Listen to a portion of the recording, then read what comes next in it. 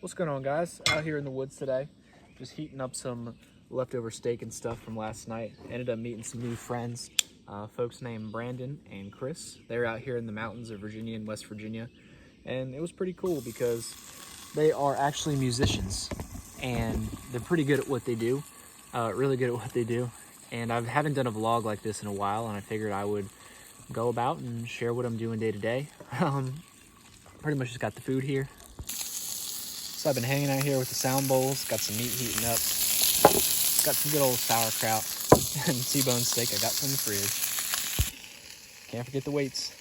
So basically when I was in the woods the other day with these guys, I noticed when I was heading there on the side of the highway, all the trees, for the most part, on the left side of the highway, they were all green. And then on the right side, once you go higher up into the mountains, they all looked dead. And I thought that my mind was playing tricks on me. Long story short, it is a caterpillar that is going to be turning into moths. Basically, this caterpillar that will turn into a moth, and it eats all the leaves from like the oak trees and some other hardwoods, but a lot of them we saw in oaks. So now it's June, and I mean, all the leaves here, these trees are all good, but it looked like early fall. Where the leaves were just starting to bud, or even like the beginning of winter because it's warm outside and the trees didn't have any leaves on them, or very little, maybe the last 10%. And we were seeing piles of these caterpillars around the base of every single tree on his property. And it's actually pretty crazy because they started employing like helicopters and planes to like spray pesticides across all the Shenandoah National Park.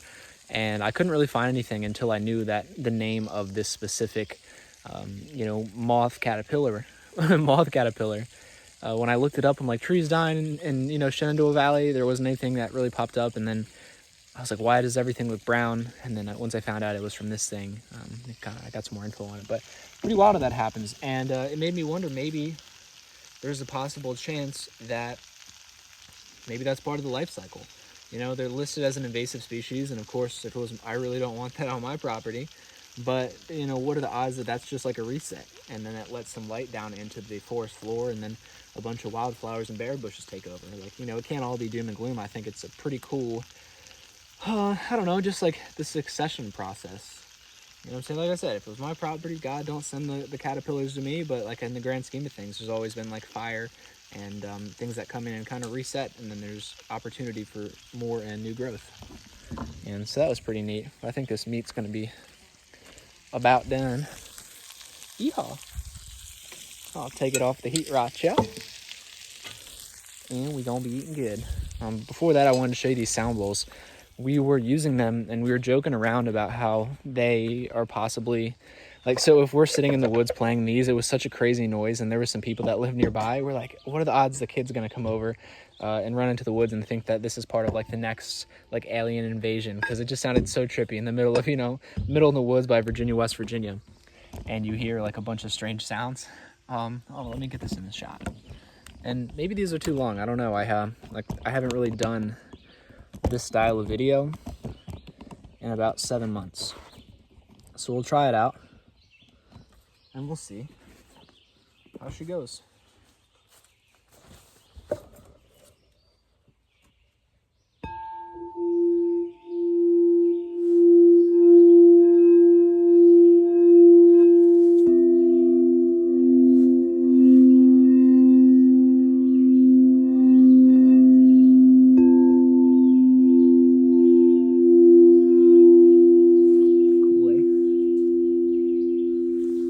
This is the type of stuff that gets people like, what the heck is that noise?